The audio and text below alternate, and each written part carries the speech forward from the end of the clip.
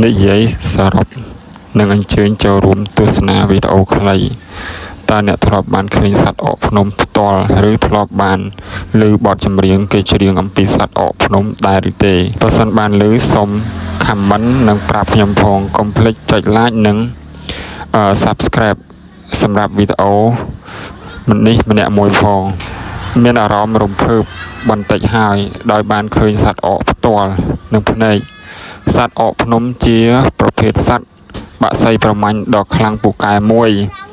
និងរហ័សរហួនដែលរស់នៅតាមតំបន់ភ្នំខ្ពស់និងព្រៃក្រាស់